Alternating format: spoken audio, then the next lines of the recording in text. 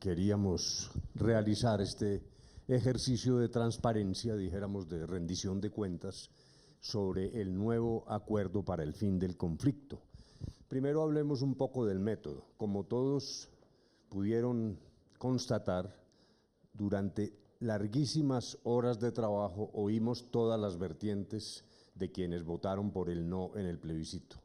Realmente fue un ejercicio muy serio, cuidadoso, respetuoso. Recogimos la totalidad de las iniciativas, las organizamos, las trabajamos en profundidad.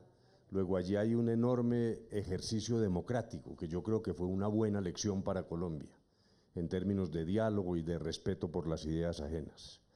Cuando nos trasladamos a La Habana hicimos un ejercicio equivalente. Ayer pensaba que fueron más de 130 horas de discusión con las FARC en un ambiente también positivo, y tengo que reconocer que las FARC abrieron posibilidades de buscar, como lo hemos logrado, un acuerdo realmente nuevo, auténticamente nuevo, que recoge, yo diría, más del 80% de las inquietudes de quienes votaron por el no. Allí se hizo un gran trabajo, logramos modificar muchas de las ideas plasmadas en el primer acuerdo. Es un ejercicio que conduce a un acuerdo con una amplia base social de apoyo y que es una verdadera oportunidad de fondo para terminar definitivamente el conflicto con las FARC y entrar en la fase de implementación de lo acordado. Hemos quedado realmente muy satisfechos, un poco exhaustos también en este trabajo, pero satisfechos porque logramos lo que se quería. Es un acuerdo, repito, realmente nuevo y una enorme oportunidad. Son muchos los temas, voy a tratar unos pocos y luego en el transcurso de la rueda de prensa podremos precisar más. Yo diría que el elemento central, importante, que tiene que ver con las víctimas, fue el compromiso de las FARC durante los 180 días de dejación de armas de presentar un inventario completo de sus bienes con el destino de reparar las víctimas. Me parece que ese es un elemento fundamental que había sido reclamado por muchos sectores de la sociedad colombiana. En segundo lugar, tratamos el tema de la restricción de la libertad y allí hubo avances importantes, porque se hizo una enumeración mucho más precisa de los elementos que caracterizan esa restricción efectiva de la libertad. En primer lugar, se fijó un lugar donde van a ser cumplidas las sanciones restaurativas, un lugar del tamaño de una vereda. En segundo lugar, se estableció la necesidad de fijar una residencia para quienes estén cumpliendo con esa tarea de pagar sus sanciones. Se robusteció el elemento monitoría. Una monitoría internacional nos estará diciendo periódicamente a los colombianos el cumplimiento de las sanciones, si ha sido efectivo, de qué manera se está cumpliendo. Tendremos información veraz de alguien ajeno a la controversia que nos dirá si están cumpliendo, si se están llevando a cabo los programas de reparación a las víctimas. Y por último, la necesidad de obtener autorización de esa institución de monitoreo para desplazarse fuera del lugar de cumplimiento en el caso de que sea necesario. No nos cansamos de decir que esta es una estructura para todos los responsables, no solo para las FARC. Todo aquel que pretenda obtener una decisión de la Jurisdicción Especial para la Paz sobre la base de sanciones mayormente restaurativas de 5 a 8 años tiene que someterse a estos criterios que acabo de señalar.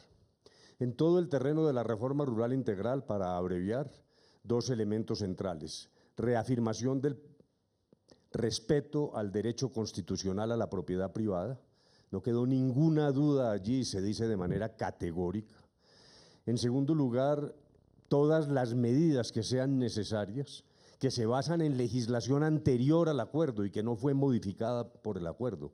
Por ejemplo, si hipotéticamente se llegase en un caso extremo a ser necesaria una expropiación, o si es necesario aplicar las normas de extinción del dominio por razón de la indebida explotación de un predio, la insuficiente explotación, todo esto se hará a la luz de la Constitución y de las leyes vigentes. El acuerdo no modifica esa estructura legal. Me parece que esa es una línea importante y además también de manera categórica y clara se señala que el programa dirigido a la recuperación del campo y de la familia campesina no impide otros modos de explotación del campo, por ejemplo, a través de grandes empresas agrícolas o del turismo o de otro tipo de utilización de la tierra. En materia política, se redujo la financiación para el partido que surja de las FARC y se eliminó el 10% que se había pactado antes en favor de un promedio de lo que reciben los demás partidos, que es una solución bastante equilibrada. Igualmente se rebajó el auxilio para el centro de pensamiento de las FARC. Yo quiero señalar, repito, ya lo había dicho, cómo las víctimas han obtenido, dijéramos, apoyo importante a través del nuevo acuerdo y en particular hemos oído con mucho respeto, por ejemplo, a Diana Sofía Giraldo, a Ervin Hoyos.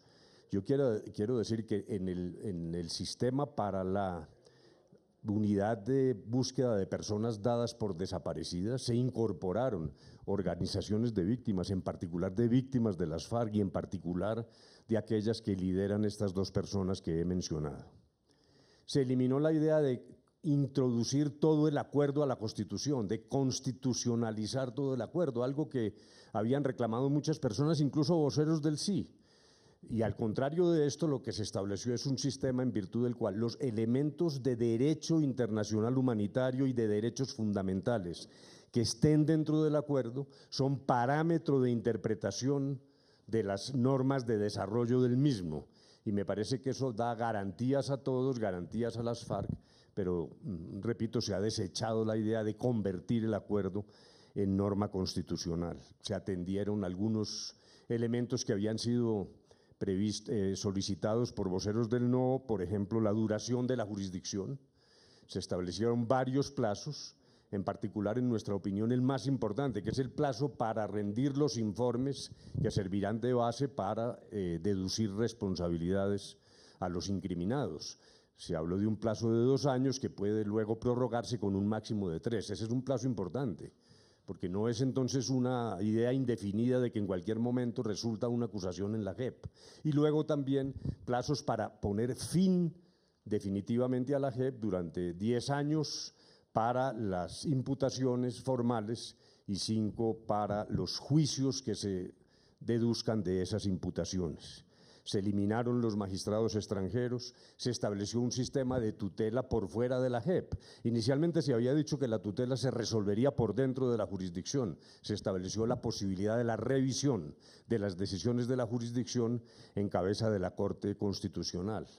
Se aclaró algo que también había sido sensible, la hipótesis que habían lanzado algunos del no diciendo que se había establecido la conexidad automática del narcotráfico con el delito político. Eso realmente nunca fue cierto, pero aquí lo que se hizo es señalar que en cada caso la jurisdicción resolverá aplicando, tomando en consideración, la jurisprudencia de las Cortes colombianas, de la Corte Suprema de Justicia en particular. En esencia, no voy a alargarme en esta fase para no fatigar a los oyentes, me parece que hay un avance importante, que tenemos un acuerdo que permite integrar todas las voces para entrar rápidamente a la implementación. Lo que queremos es que el siguiente paso inmediato y rápido sea implementar. Hay un cese del fuego, hemos dicho muchas veces, esa es una situación frágil. La guerrilla está preagrupada en unas zonas temporales, es necesario proceder a la implementación. Este es el acuerdo final. Realmente lo que sigue es una discusión sobre refrendación, que seguramente será abordada por el señor ministro del Interior, y el deseo, creemos, de la mayoría de los colombianos de proceder a la implementación y poner fin al conflicto armado interno más largo de Latinoamérica. Muchas gracias. Bien, ahora escucharemos al Alto Comisionado para la Paz, Sergio Jaramillo. Muy buenos días a todos. Una palabra muy breve, ya explicó todo Humberto de la Calle sobre cómo fue el procedimiento, solamente para que recordemos qué fue lo que ocurrió. El gobierno comenzó luego del resultado del plebiscito y reconociendo el resultado del plebiscito, lo hicimos con las FARC también desde La Habana. Teníamos que oír a las voces del no, comenzaron a hacerse una serie de reuniones que organizó el ministro de Defensa, Luis Carlos Villegas. Luego de eso, un sábado, por invitación del ministro del Interior, comenzamos a reunirnos con los representantes del no, el presidente Uribe, que estuvo presente casi todo el tiempo, Iván Duque, Óscar Iván Zuluaga, Carlos Holmes Trujillo, Marta Lucía Ramírez, Camilo Gómez, que fue varias veces, y estuvimos trabajando desde ese sábado hasta el jueves, en la tarde, donde sacamos unas conclusiones basadas en una matriz que nosotros mismos habíamos montado y que aquí está, donde teníamos claramente tabuladas todos los documentos y las propuestas que el no había hecho, y luego a eso incorporamos los comentarios que se hicieron durante esos 5 o 6 días de reuniones. Salimos para La Habana y desde el viernes 4 de noviembre comenzaron las reuniones y no pararon hasta el sábado en la tarde. Es decir, tuvimos 9 días de trabajo intenso con sus días y sus noches con las FARC, en un ambiente realmente donde no había tiempo siquiera para almorzar. Almorzábamos en las mesas, los últimos días terminábamos a las 12 de la noche. ¿Y qué fue lo que hicimos?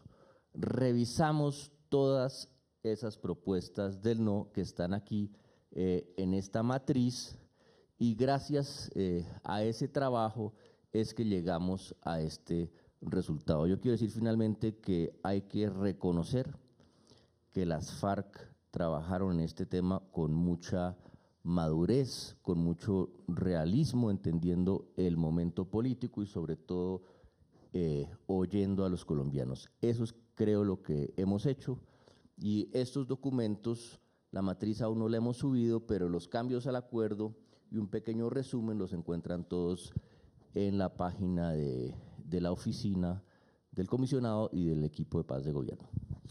Muy bien, ya comenzamos con las preguntas de los señores periodistas y Orlando Villar de Caracol Radio es el primero. Doctor Humberto de la Calle, demás negociadores, buenos días, en directo para Caracol Radio. ¿Ustedes de alguna manera van a reconsiderar algunas de las observaciones o de los puntos o de los temas que los promotores del no están preparando para presentarles a ustedes? Ellos desde ayer están analizando el documento, verificando que sus propuestas hayan sido incluidas. Incluso en la reunión se hablaba el día de ayer de que varios de los temas, si bien hay avances, varios de los temas quedaron por fuera, según algunos de los asistentes a la reunión. ¿Ustedes piensan reconsiderar alguno de los temas o definitivamente el acuerdo, como se anunció en La Habana, es definitivo y no va a haber ningún tipo de reapertura ya en este punto? Muchas gracias. Pues este es el acuerdo final, este es el acuerdo definitivo. Pero además quiero agregarle algo, una consideración de tipo personal. Yo quiero transmitir a los colombianos, realmente no hay espacio para una nueva negociación. Eso es lo primero. Ya lo describimos Sergio y yo, es que después de 130 horas de trabajo minucioso con las FARC, realmente esto es lo que tenemos. Me parece que sobre esa base hay que trabajar. Yo pienso que la mayoría de los colombianos muestra apoyo, satisfacción y sobre todo deseo de implementar ya. Este es el acuerdo final, así se denomina, y lo que no podemos es perder tiempo, hay que comenzar la implementación. Muy bien, continuamos con Carolina Trinidad de la FM. Doctor de la Calle, buenos días. De acuerdo a lo que usted acaba de decir, lo que viene, la implementación y la refrendación. El presidente Santos se mantiene en su propuesta de que los colombianos van a ser los que tengan la última palabra en este nuevo acuerdo de paz logrado el fin de semana con las FARC en Cuba. Yo le voy a pedir al señor ministro del Interior si tiene la bondad de tratar esos temas. Muy buenos días. Antes de contestar esa pregunta, yo quisiera reafirmar un tema que nos parece fundamental, que ya mencionó el doctor de la Calle, y es la forma como se escuchó y se incorporó en este acuerdo de una manera mucho más clara y contundente a las víctimas de las FARC. No solamente en lo que tiene que ver con la reparación material a las víctimas con el inventario de bienes y activos de las FARC, sino también con la participación de las organizaciones de víctimas en temas tales como la programación en las emisoras comunitarias que se va a hacer para divulgar los acuerdos de paz y generar cultura de paz en los territorios, el fortalecimiento de las organizaciones de víctimas también para que participen ellas en la elección de las circunscripciones transitorias de paz, la calidad de prioritario que van a tener las víctimas como beneficiarios del Fondo de Tierras y de la Reforma Rural Integral. En fin, también se expresó con toda claridad una solicitud que hicieron las distintas organizaciones de víctimas que los programas de reincorporación de los integrantes de las FARC no iban a afectar para nada la financiación de la reparación, de los programas de reparación integral a las víctimas del conflicto. Allí yo creo que en el tema de las víctimas se recogieron la mayoría de las observaciones y preocupaciones de la Federación de Víctimas de las FARC y de víctimas visibles, incluyendo el tema humanitario que ya mencionó Humberto de la Calle, de su participación y su trabajo conjunto directo con las FARC en la búsqueda de desaparecidos. Tema de implementación y de refrendación. Hoy tenemos una reunión con el presidente de la República, con todos los partidos políticos que estuvieron acompañando el sí en el plebiscito del pasado 2 de octubre. No los de la Unidad Nacional, todos los partidos de la Unidad por la Paz que estuvieron en este proceso. Y vamos a escucharlos a ellos sobre las ideas que tienen en lo que tiene que ver con la refrendación de los acuerdos. También queremos escuchar a los promotores del no, sus propuestas en esta materia específica. Desde el día domingo le hemos propuesto a los voceros del Centro Democrático, ya se sostuvieron reuniones por parte de la delegación del gobierno con el expresidente Pastrana y sus voceros, y estamos pendientes de la doctora Marta Lucía Ramírez para escucharlos a todos, para poder informarles el contenido de estas modificaciones, pero también para mirar hacia adelante cómo se puede refrendar de una manera que polarice menos al país y que garantice una implementación ágil y eficaz de los acuerdos, este nuevo acuerdo de paz que se ha construido con las FARC, con las ideas de los promotores del no en las últimas semanas. Y después de escuchar a ellos y obviamente de común acuerdo con las FARC se tomará la decisión del mecanismo de refrendación. La implementación, el gobierno siempre lo ha dicho, toda la implementación pasa necesariamente por el Congreso de la República. Necesitamos avanzar en reformas constitucionales y legales que deben tramitarse por el Congreso de la República una vez avancemos en la refrendación de los acuerdos. Muy bien, ahora continuamos con Carla Arcila de Noticias RCN. Muy buenos días, negociadores. Pues la pregunta o la duda que tenemos en el noticiero es lo que tiene que ver con la prórroga que se habló de la justicia especial. Sé que ese es un nuevo ajuste y fue un gran avance, como lo han dicho algunos promotores del no, pero nos gustaría que quien considere nos explique mejor el tema de la prórroga, porque el presidente habló de 10 años, pero en el acuerdo se habla de 5, es decir, 15. Hoy escuché a Enrique Santiago, abogado de las FARC, diciendo que eran 15 más otros años de prórroga. ¿Quién decide esa prórroga? ¿Cuándo? Por favor, un poco de precisión más en este tema de la prórroga de la JEP. Muchas gracias. Bueno, muy bien. En cuanto a los tiempos de la JEP, se introdujeron una serie de precisiones muy importantes justamente para reafirmar su carácter transitorio y transicional, que entre otras cosas era una de las solicitudes de la Corte Suprema de Justicia. Entonces, ¿qué se acordó? En primer lugar, que los informes que se presenten a la sala de reconocimiento de verdad, que es el equivalente de las acusaciones, se tienen que presentar a más tardar dentro de los 2 primeros años, con la posibilidad de prórroga a un tercero. Es decir, en 3 años toda la información que vaya a entrar a la JEP tiene que estar ahí. no podemos entrar en ciclos y espirales que se siguen abriendo y abriendo como nos pasó con Justicia y Paz. La información está ahí, hay que entregársela a la JEP. Luego tiene hasta 10 años, tanto la sala como la unidad de investigación, para ya presentar ante el tribunal sus acusaciones. No quiere decir, por supuesto, que no comiencen antes los procesos, sino ese es su límite, y el tribunal tiene hasta 15 años para haber resuelto todo su trabajo. Ahora, una preocupación que también expresó la Corte Suprema, pero que tenía sobre todo aquí nuestro querido jefe de delegación, es qué pasa si en ese momento no se han terminado todos los procesos.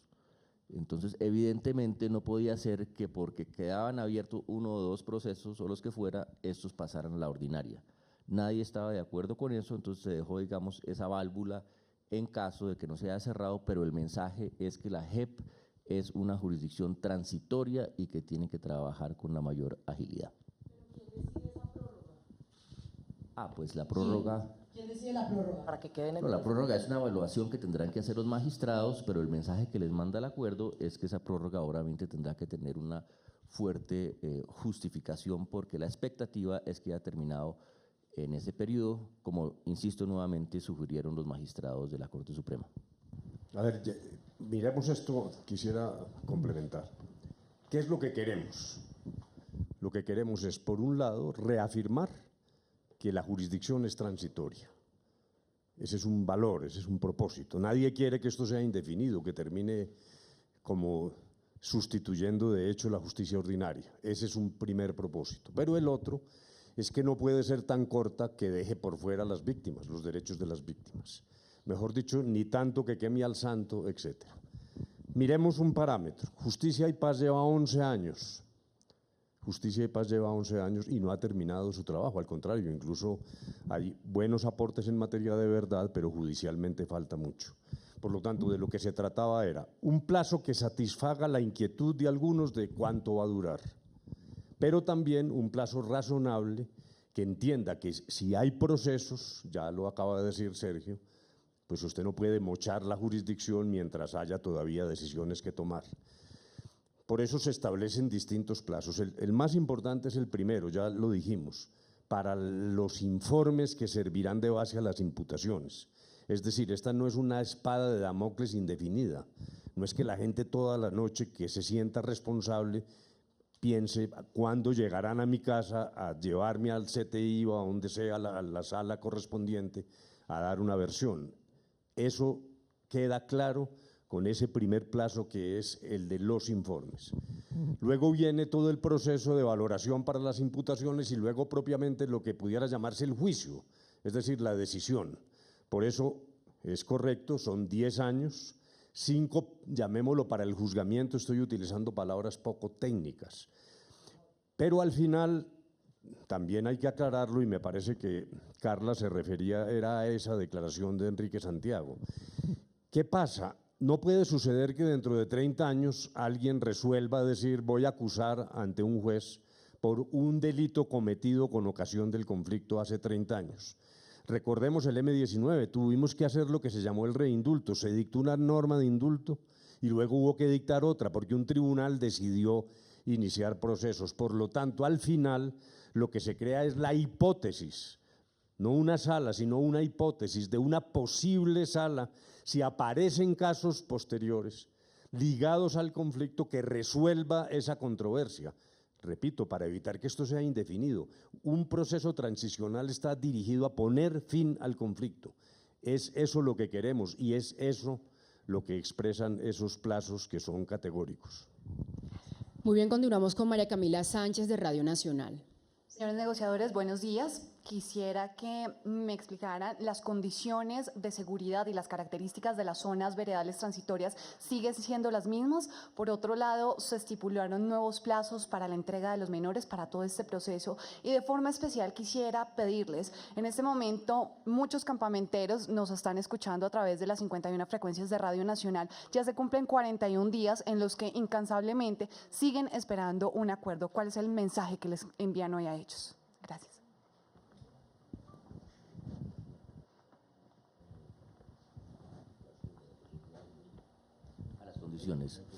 Bueno, entonces, rápidamente, no, las condiciones en las zonas veredales siguen siendo exactamente las mismas. Si ustedes miran, donde menos cambios hubo fue justamente en el acuerdo de cese al fuego y dejación de armas, que era supremamente preciso, que había sido la base ya para 2 resoluciones del Consejo de Seguridad de Naciones Unidas, y prácticamente nadie del no tenía observaciones, de manera que ese sistema seguirá funcionando como se acordó. Frente al caso de los menores, se le dio más detalle al acuerdo sobre el programa para la reincorporación, o más bien desvinculación a la vida civil de los menores y su reincorporación a la sociedad, pero las medidas de menores son algo que habíamos acordado como medida de construcción de confianza por fuera del acuerdo. Discutimos intensamente esto con las FARC y quedaron próximamente de darnos los nombres de 2 o 3 lugares donde habría una nueva salida de menores. Y por último, los campamentos, los jóvenes que están... y a los jóvenes de los campamentos, lo que queremos, primero que todo, es agradecerles, porque esas acciones solidarias con este esfuerzo, pues nosotros trabajamos muy fuertemente en La Habana, llegamos ayer a las 5 de la mañana, pero nos da mucha fuerza ver que estamos acompañados por personas así, que quieren la paz y lo que lo demuestran de esa manera, de manera que un saludo a todos ellos, y esperamos que esta movilización ciudadana continúe, porque ahora lo que se viene, como tantas veces dijimos, es lo que es aún más difícil, que es la implementación. Muy bien, Luis Eduardo Maldonado, de Noticias Caracol. Para el ministro del Interior. Ministro, el gobierno se la va a jugar para que la referendación en el Congreso de la República sea antes del 10 de diciembre. Si es después del 10 de diciembre, ¿habría extras? Como lo dije anteriormente, va a ser muy importante escuchar a las directivas del Congreso y a los dirigentes de todos los partidos de la Unidad por la Paz hoy. Esperamos hacerlo también con los distintos sectores del no, especialmente con los voceros del Centro Democrático.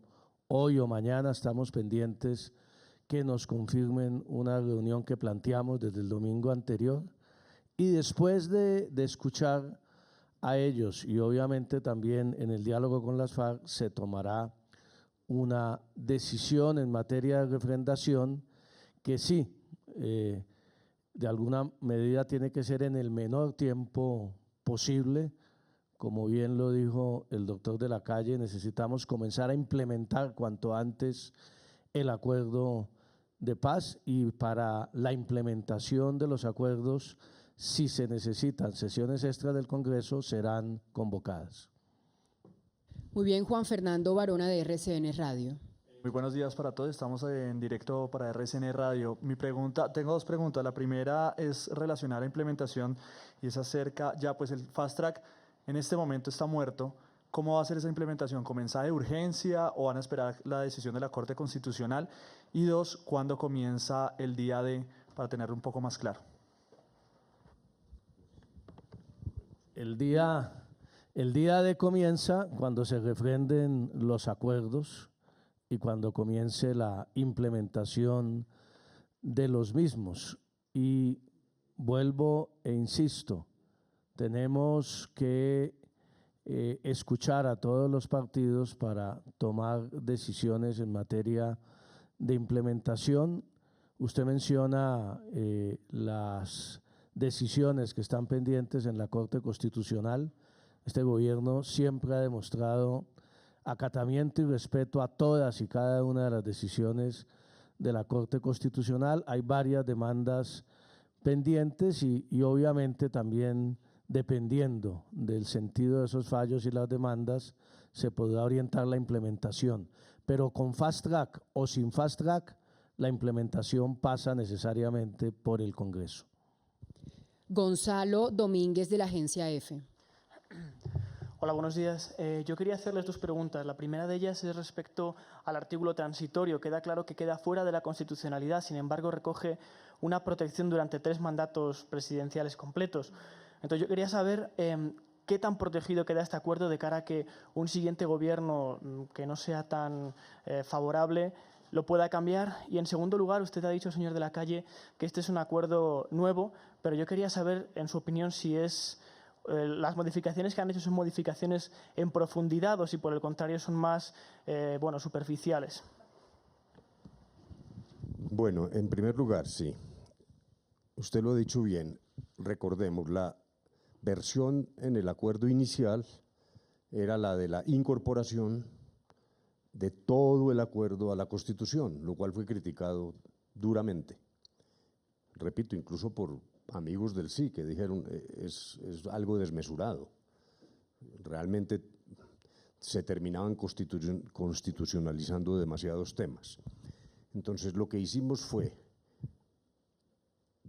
prescindir de la expresión bloque de constitucionalidad, señalar que en los acuerdos, eso sí, hay elementos de derecho internacional humanitario y de derechos fundamentales, y claro que los hay. Habría varios ejemplos, mucho de lo que tiene que ver con las víctimas, de la unidad de búsqueda de personas dadas por desaparecidas, de la manera de reparar a las víctimas, tiene en unos casos carácter humanitario y en otras atienden a derechos fundamentales. Ese núcleo irradia, es el que sirve de parámetro para dictar las normas de implementación y también para la jurisprudencia, la manera como la jurisprudencia valore esas normas, por ejemplo, si son demandadas, tiene que tomar en consideración esos elementos centrales de derecho internacional humanitario y de derechos fundamentales. Nosotros creemos, a su vez, que en el siguiente párrafo de lo que acabo de decir, se establece la obligación de ambas partes de cumplir de buena fe lo pactado y en particular en lo que tiene que ver con el Estado, de ser leal a los principios esenciales que condujeron al acuerdo. Eso implica tanto las leyes que haya que dictar, las normas administrativas, incluso las políticas públicas y también las decisiones de las Cortes. Y me parece que eso brinda estabilidad al proceso, la estabilidad suficiente para cumplir lo pactado. El Estado tiene que cumplir lo pactado y eso es lo que se refleja allí. Hipotéticamente no implica una parálisis del Congreso ni de las instituciones productoras de las normas, pero en esas normas no puede ser traicionado el acuerdo y los propósitos del acuerdo. En segundo lugar, de alguna manera yo ya lo dije, pero lo reafirmo y quisiera que algunos de mis compañeros también opinaran. Es realmente un acuerdo nuevo, es de verdad un acuerdo nuevo. Ya hice aquí alusión como a 10 temas esenciales y se me han quedado 20 por fuera para no fatigar, repito, a los oyentes. Hemos tocado todos los temas esenciales que nos plantearon el no. En algunos no hubo acuerdo, es correcto, pero en la gran mayoría se han satisfecho inquietudes razonables de quienes votaron por el no. Luego me parece que en verdad esto lo que genera es una oportunidad para un mayor apoyo, que nos parece que es importante, pero sobre todo para proceder rápidamente a la implementación para evitar las fragilidades y los riesgos que hoy tenemos. Es la oportunidad de dar el paso hacia el fin del conflicto y la implantación de una paz firme. De verdad, es la oportunidad. Yo creo que eso es lo que hay que hacer. Me parece que ha habido una muy fructífera discusión democrática. Ahora lo que toca es entrar a trabajar en mangas de camisa. ¿Usted quería agregar algo? ¿No me acuerdo? Sí. No, 2 palabras en la dirección de por qué esto es un nuevo acuerdo. Y yo quiero acá hacerle un reconocimiento a la delegación de las FARC, porque como decía al comienzo, me parece que se comportó de manera muy madura y aceptaron una cantidad de cosas que no es fácil para una guerrilla aceptar. Lo dijo Iván Márquez en su discurso el sábado en La Habana, las FARC fueron hasta las fronteras y más allá de lo que es aceptable para una guerrilla. ¿Y qué cambió? Cambiaron, entre otras muchas cosas. Las condiciones para la restricción se precisaron, ya se ha explicado. El compromiso de que van a entregar todos sus bienes y activos y que con esos bienes y activos se va a reparar a sus víctimas, no estaba. se bajaron de varios puntos de financiación de su partido que le había prometido el gobierno. Se bajaron de estar en la Comisión de Garantías de Seguridad porque llegamos a la conclusión que es una comisión para diseñar políticas públicas contra las organizaciones criminales, no está dedicada a la protección de las FARC y que debería ser sobre todo una comisión de las instituciones. Se bajaron de las 31 emisoras que se habían acordado, quedaron 20 emisoras que serán manejadas por RTBC. La programación se dividirá en 3, entre víctimas, comunidades y la cooperativa que van a organizar las FARC. De manera que yo quiero decir que en lo que corresponde a las FARC hubo un movimiento muy importante y lo que tenemos que hacer ahora es todos nosotros movernos también hacia, digamos, posiciones conciliatorias que nos permitan implementar el acuerdo. Por razón de su hoja de vida y también de su actividad reciente, me gustaría que Frank, desde la perspectiva del sector privado, ¿usted cómo considera que se puede evaluar el nuevo acuerdo? Aquí hay cambios fundamentales. Nosotros recibimos de los voceros del no unas propuestas que pueden clasificarse en 3 categorías. Las primeras eran diferencias de interpretación de los acuerdos. Algunas de esas diferencias de interpretación se resolvieron en las horas de reuniones de trabajo que tuvimos y otras se precisaron en los textos y hay cambios importantes.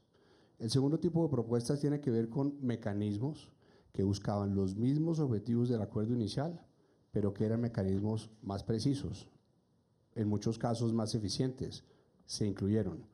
Y las otras propuestas tenían que ver con temas muy gruesos y fundamentales, como por ejemplo el tema de la reparación material a las víctimas con los bienes de las FARC.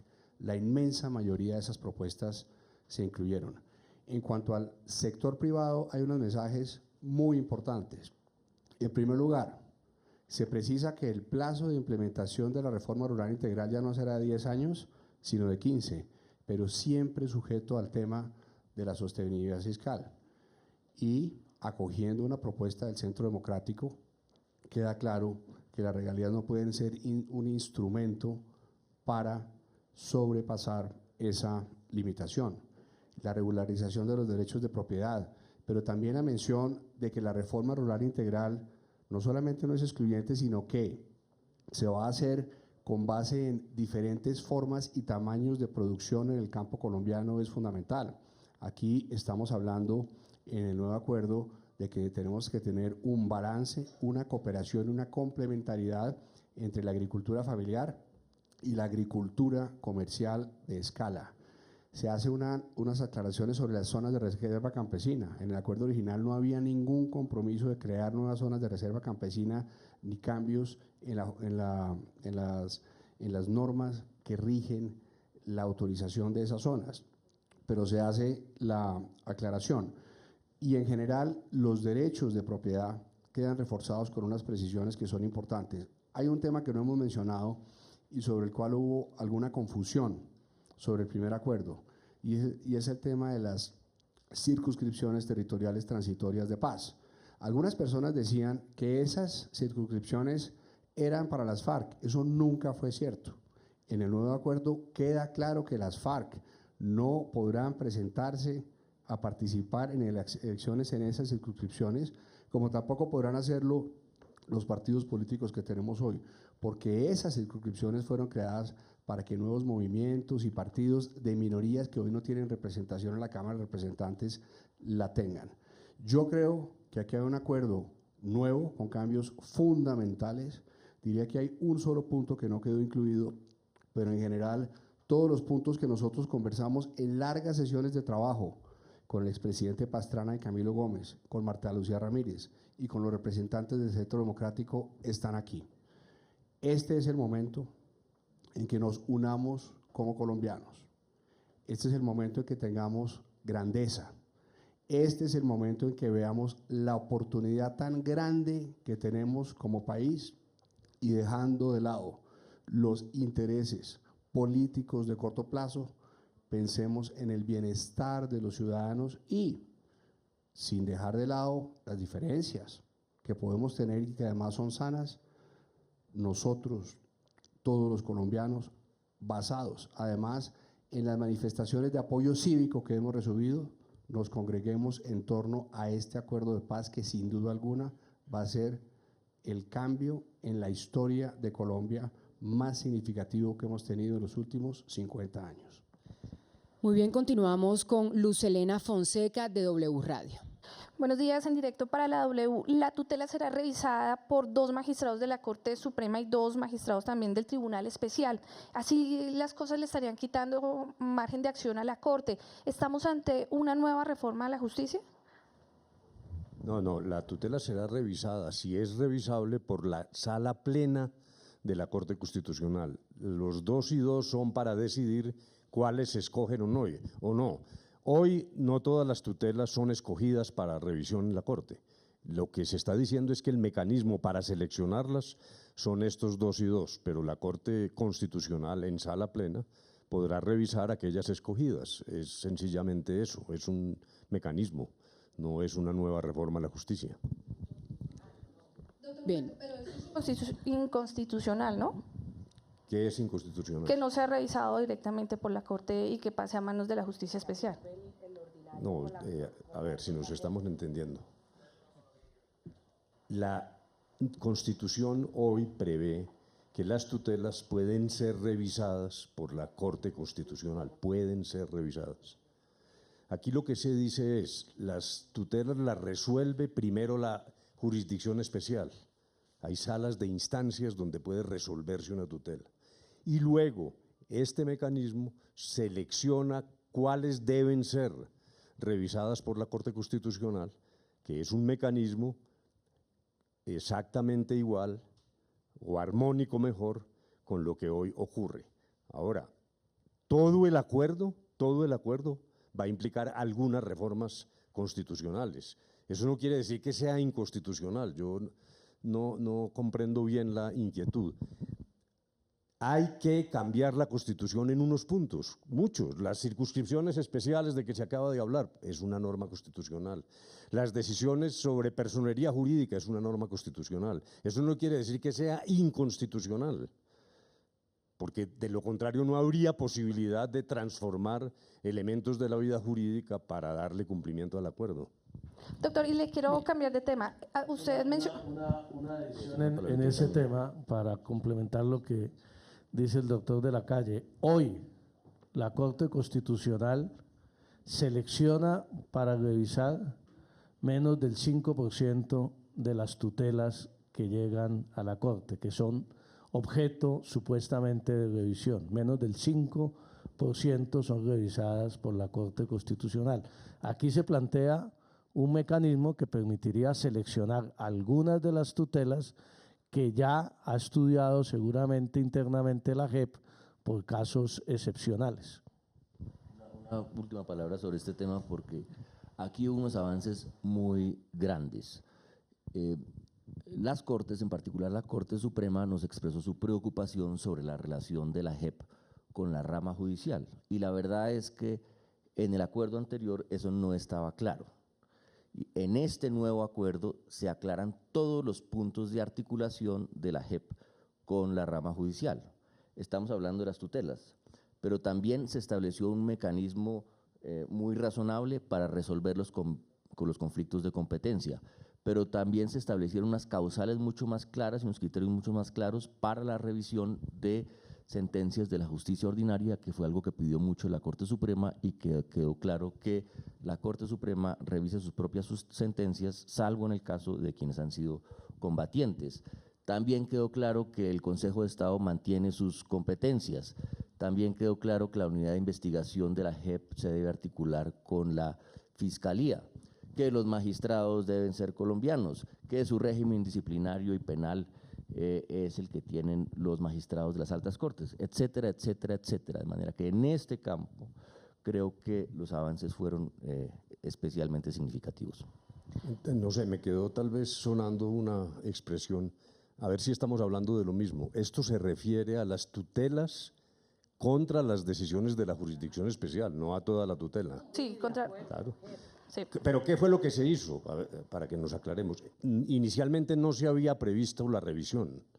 Ahora se prevé la revisión en cabeza de la Corte Constitucional. Eso es lo que ha ocurrido, a través de un procedimiento propio, con un mecanismo de selección diferente, pero finalmente es la sala plena de la Corte Constitucional la que terminará decidiendo sobre tutelas contra decisiones de la jurisdicción. Bueno, y una última, ¿cuáles fueron esas peticiones de los del no que definitivamente no se negociaron en La Habana y no se tuvieron en cuenta? Voy a darle la palabra a Roy Barreras, sobre todo para que toque este tema. Hubo un punto y es el de la elegibilidad de los miembros de la guerrilla. Ese punto no fue modificado en el segundo acuerdo. Ese punto se mantuvo. Yo le pediría a Roy que explique cómo ocurrió esta discusión, anteponiendo que en esa materia no hubo cambios, pero yo sí quiero adelantar una opinión. A mí me parece que es el propósito de un proceso de paz cambiar las armas por la política. Y me parece que un incentivo para eso es la participación en política y en los órganos de representación. Y lo digo incluso al revés, me parece que para Colombia es mejor que los responsables de las FARC estén dando la cara en un ejercicio de transparencia en el Congreso, entre otras cosas respondiéndole a los colombianos por el cumplimiento de los acuerdos. Pero voy a pedirle a Roy si quiere tocar este tema. Gracias, buenos días. Tendría que decir primero que hubo, recordemos, una verdadera lluvia, un diluvio de propuestas. Y habría que mirar de tantas que escuchamos en estos días cuáles de distintos voceros del no fueron acogidas. Permítame, usando la metáfora, decir que exactamente después de 40 días y 40 noches desde el 2 de octubre, ayer cesó el diluvio de propuestas y también cesó la incertidumbre. Y hoy es, digamos, el amanecer de un nuevo y mejor acuerdo que contiene la inmensa mayoría de propuestas del no, que yo tengo la confianza, la ilusión de que los voceros más representativos, primero de la sociedad civil del no, van a ver reflejadas allí sus propuestas. Las están viendo desde la madrugada de ayer, que fueron colgadas en la página web.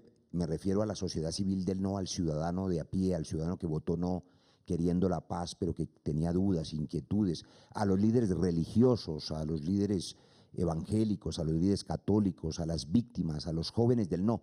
Todos estos que he mencionado incluso estuvieron en La Habana en distintos momentos y pudieron expresar directamente sus inquietudes, y todas ellas fueron recogidas.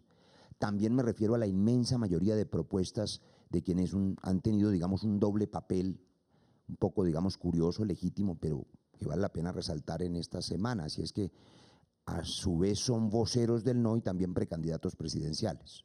Es decir, el doctor Ordóñez, Iván Duque, Oscar Iván Zuluaga, Carlos Holmes Trujillo, todos ellos tienen esa doble condición, y digamos eso le da un matiz distinto a sus propuestas, que fueron también muy valiosas, y la inmensa mayoría fueron recogidas. ¿Cuáles no? Yo podría recordar algunas. Alguno de los voceros del no, usted recordará que en la etapa previa a nuestro viaje a La Habana, esta mesa del no fue, digamos, enriqueciéndose, porque todos los días llegaban más y más personas, algunos con representaciones legítimas, otros que se representaban a sí mismos, pero ofrecieron propuestas. Alguna de esas propuestas, por ejemplo, era que se eliminara del texto cualquier mención a la comunidad LGTBI, a lo que nos opusimos rotundamente, porque hoy nos propondrían sacarlas del acuerdo, mañana sacarlos de la Constitución y pasado mañana sacarlos del territorio nacional, digamos.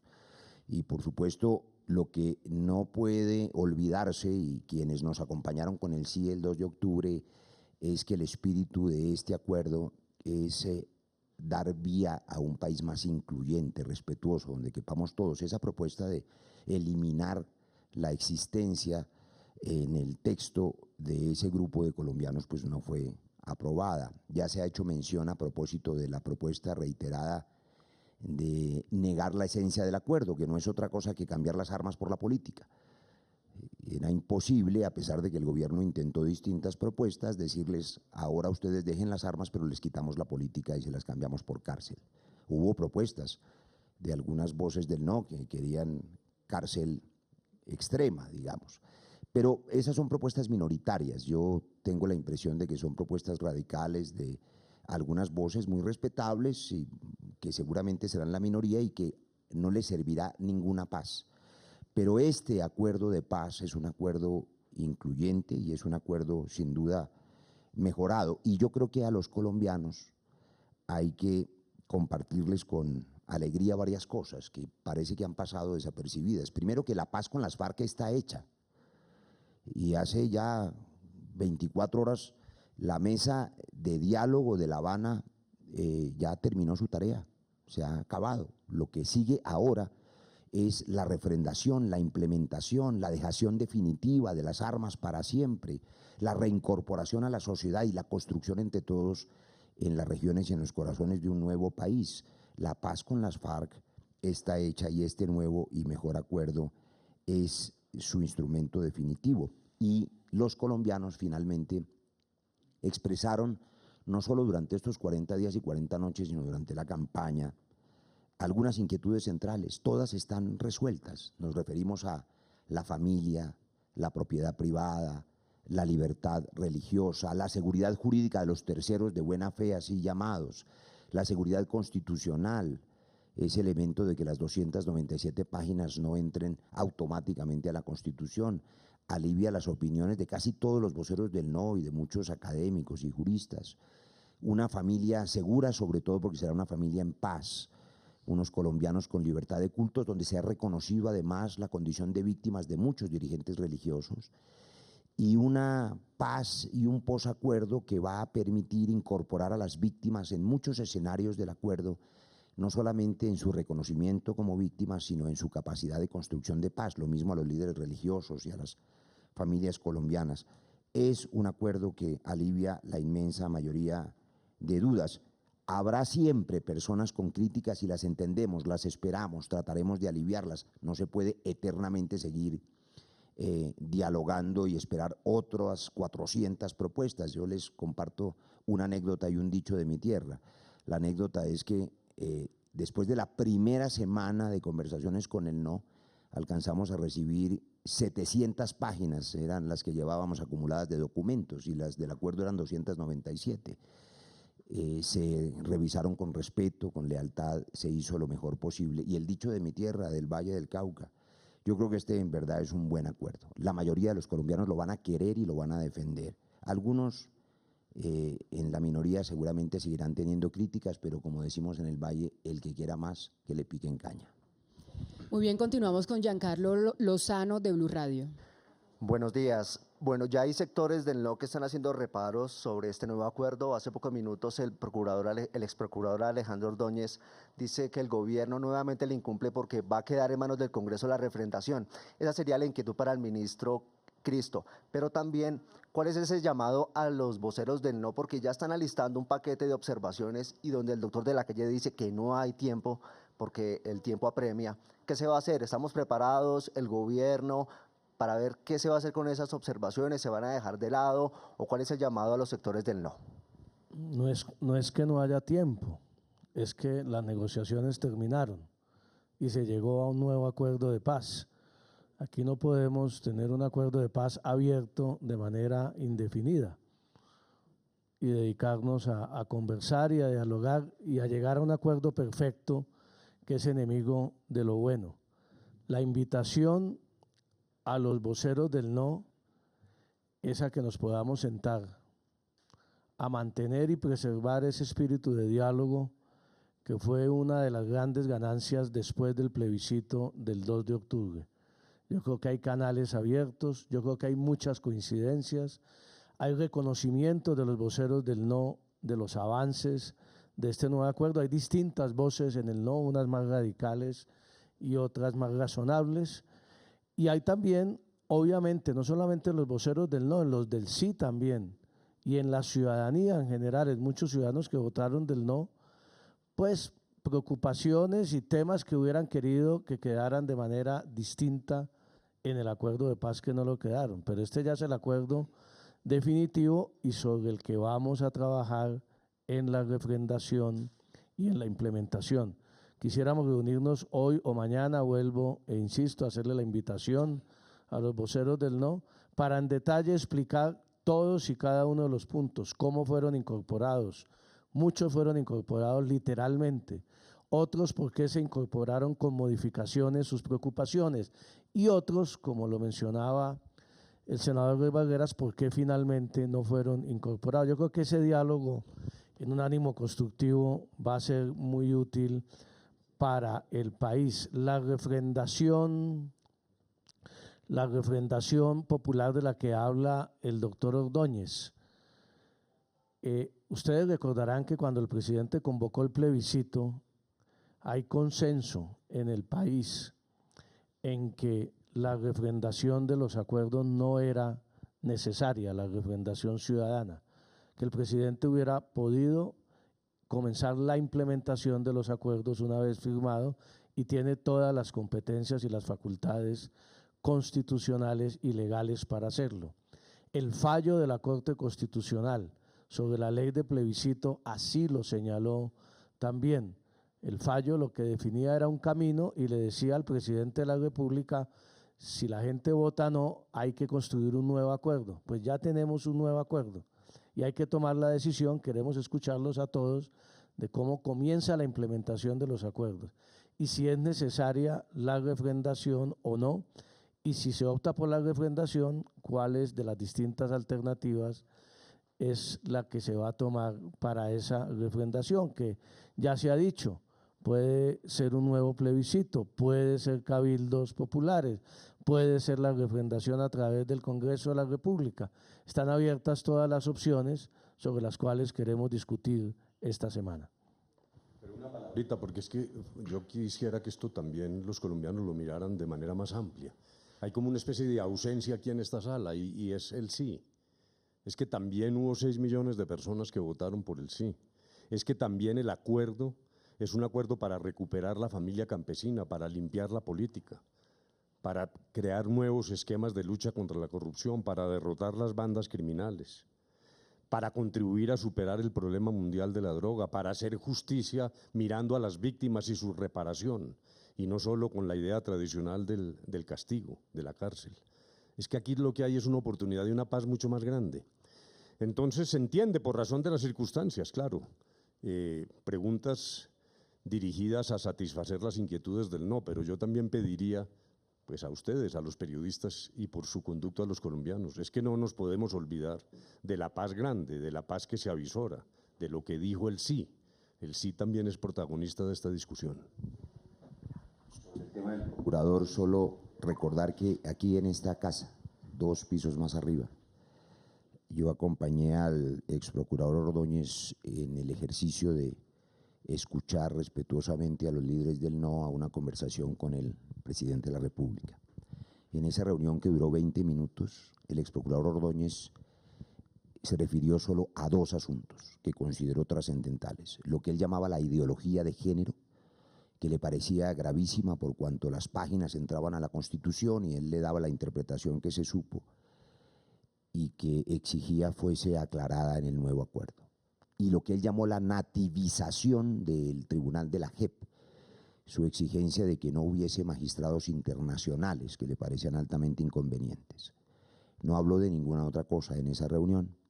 Las 2 cosas quedaron resueltas en el nuevo acuerdo. Yo tendría la esperanza de que el procurador o el ex procurador Ordóñez reconozca esos claros cambios. Hay total claridad y tranquilidad a propósito de la inexistencia de la ideología de género. Y en cambio, y con mayúsculas, el reconocimiento del papel de la mujer, no solamente por su condición de víctima del conflicto, sino por su condición de constructora de paz. Y por supuesto, no existen ya los magistrados extranjeros, pero también hay una curiosidad que yo no he preguntado en estos días porque además le tengo, por razones inexplicables, aprecio personal al procurador. Y es que a él era un día cualquiera procurador de todos los colombianos y por tanto defensor de la libertad de opinión de todos, de los del sí y de los del no, y al otro día amaneció de líder del no, una especie de transmutación como en la luna llena cuando aparece el hombre lobo, y no se ha podido quitar esa piel, es decir, él era procurador hasta hace unos pocos días, y a mí me parece importante que él pueda reconocer que los cambios que él consideró más importantes fueron hechos, pero también lo digo con la franqueza que me caracteriza.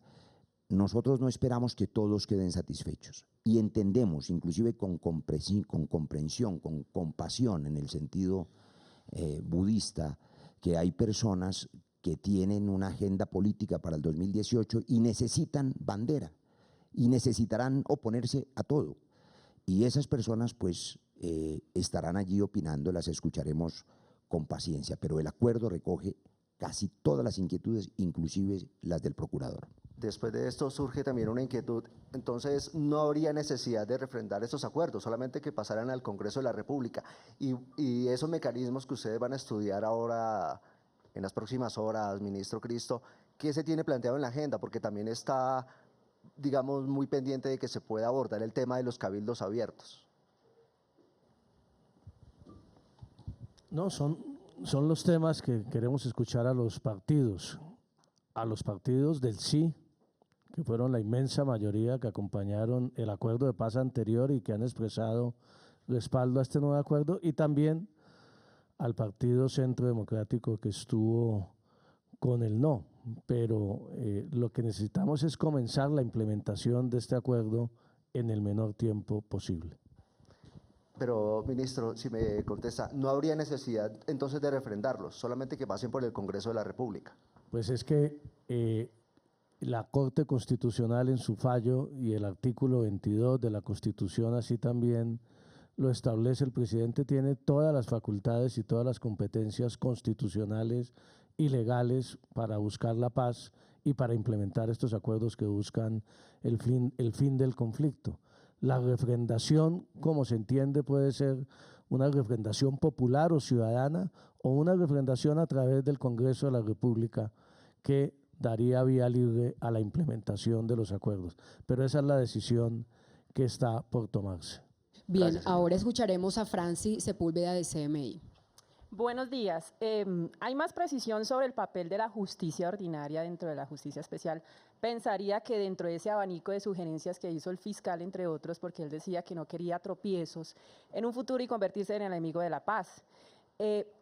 Pues, ¿cómo es especial ese papel de la justicia ordinaria? Y dentro del problema de las drogas ilícitas, específicamente sobre medidas efectivas para la erradicación de los cultivos, se deja claro que de no ser posible la sustitución voluntaria, el gobierno no renuncia a la erradicación forzosa, incluyendo la aspersión. En ese tema de la aspersión quiero dejar esta pregunta clara porque pues para que ustedes también tengan esa claridad a los colombianos. El presidente Santos ha dicho que no quiere una aspersión o no se vuelve una aspersión aérea. ¿Sobre qué tema específicamente están hablando de la aspersión? Y finalmente sobre la comisión de seguimiento. Se eliminó el grupo de países, Cuba, Noruega, Venezuela y Chile, de la verificación internacional. ¿Por qué se eliminan estos países? Y esta función estará a cargo exclusivamente de 2 notables, con el apoyo de una nueva secretaría técnica. ¿Me pueden explicar ese tema con más precisión? Gracias. Bueno, comencemos con el tema de la aspersión. Lo que se dice es que el acuerdo no la prohíbe. Sencillamente, el acuerdo no la prohíbe. El gobierno tomará las determinaciones que le correspondan. Y el gobierno ha evaluado sentencias del Consejo de Estado, de la Corte Constitucional, el carácter nocivo o no del glifosato, la posibilidad de un producto distinto al glifosato, en fin. Ese es un abanico de posibilidades.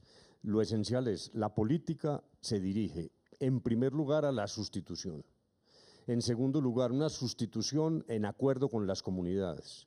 En tercer lugar, como consecuencia de esto, una sustitución voluntaria. En cuarto lugar, si es necesaria la sustitución forzada, privilegiar la sustitución manual en función de las circunstancias concretas de la vida real. Pero por último, si hay, por ejemplo, zonas escarpadas o con resistencia armada a las personas que van a hacer la erradicación manual, o donde realmente no hay comunidades, grandes cultivos ilícitos sin comunidad allí presente, de carácter más bien, dijéramos, agroindustrial, pues el gobierno no renuncia a la aspersión, pero en todo caso, en lo que a nosotros concierne, lo que tiene que quedar claro es que el acuerdo con las FARC no impide la aspersión. Ese es, dijéramos, el primer punto. El segundo es el relacionado con la Articulación de la jurisdicción especial con la justicia ordinaria. Ya Sergio Jaramillo mencionó varios puntos. 1, ya lo habíamos discutido, la tutela. 2, la revisión de las sentencias de la Corte Suprema de Justicia, que se restringió atendiendo voces de la propia Corte Suprema de Justicia. 3, el respeto a la competencia del Consejo de Estado en cuanto a las reparaciones a cargo del Estado, como lo ha venido haciendo. 4, la incorporación de la jurisprudencia nacional o la obligación de tener en cuenta mejor la jurisprudencia nacional en el fenómeno de la vinculación entre el narcotráfico y el delito político. En fin, la jurisdicción tiene, dijéramos, nexos, vínculos que articulan esta jurisdicción especial con la jurisdicción ordinaria, y en eso se han atendido muchas de las insinuaciones que provenían tanto de las Cortes como de voceros de la opinión. Sobre los países, le voy a pedir a Sergio Jaramillo que explique ese punto. Gracias, Humberto. Solamente 2 palabritas más sobre este tema de las drogas, porque en ese campo también se precisaron muchas cosas y se apretaron las tuercas. Se ha hablado de la aspersión, eso no quiere decir que el gobierno ahora va a reintroducir la aspersión, sino simplemente que se reconoce que cualquier plan de sustitución exitoso tiene que tener también la posibilidad de erradicar en el caso de las personas que no se quieran sumar a ese esfuerzo de sustitución voluntaria, y ahora se especificó que dentro de esas herramientas también cabe la aspersión donde la erradicación manual no sea posible. Además, se redujo el término para que los cultivadores puedan recibir un tratamiento diferencial penal. Hoy en día es castigado en Colombia el cultivo de 2 a 1 año y se condiciona a que no vuelvan a sembrar. Igualmente, la formalización de sus predios, para eso tienen que garantizar que estén libres de cultivos y que tampoco vuelvan a sembrar. Ya se ha hablado del tema delicado de la conexidad del delito político, ahí hubo importantísimas precisiones, lo mencionó Humberto de la Calle, que la JEP se tiene que guiar por la jurisprudencia de las Cortes al respecto, que en ningún caso financiación que haya contribuido a crímenes de guerra, crímenes de lesa humanidad puede considerarse conexa, y que en todo caso la Sala de Amnistía tiene que revisar caso a caso esa conexidad. Pero también un tema que no se ha hablado esta mañana y que es nuevo en el acuerdo, y es el compromiso de las personas que comparezcan ante la JEP de dar toda la información que tengan sobre cualquier eslabón de la cadena de los cultivos ilícitos y el tráfico, dando con precisión, describiendo las conductas, los responsables, etcétera, etcétera. Eso antes no estaba y ahora está. En cuanto a los países, en el punto 6 se había acordado anteriormente que la verificación, no el acompañamiento internacional, tenía unos notables, pero el mecanismo central se llamaba el componente de verificación y estaba compuesto por 4 países: Cuba, Noruega, Venezuela y Chile.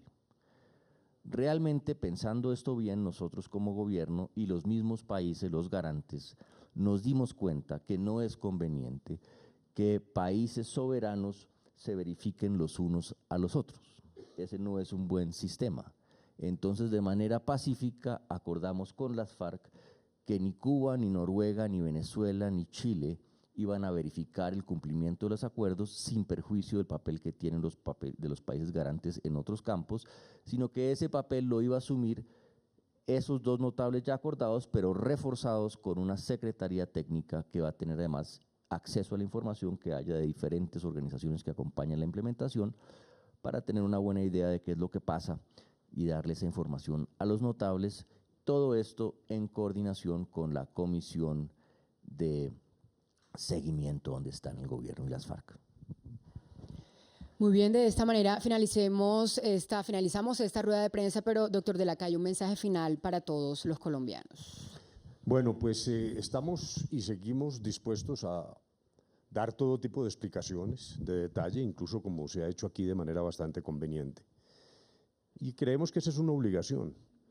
Pero también yo quisiera que pensáramos, dijéramos desde más arriba, desde el futuro.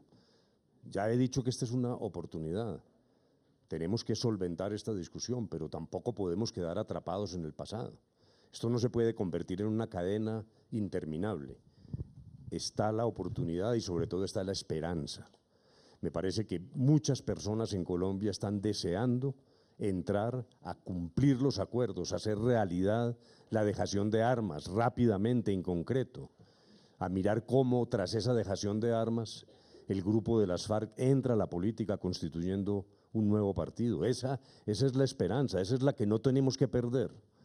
Repito, agotaremos hasta el cansancio cualquier pregunta que se nos haga, no eludimos preguntas, estamos totalmente a disposición, pero yo creo que ya es hora de que la ciudadanía, la comunidad colombiana como un todo, piense en el futuro que se abre y en la esperanza de una paz firme que creo yo es de la esencia de la suerte futura inmediata de Colombia y sobre todo de nuestros hijos y en algunos casos de nuestros nietos.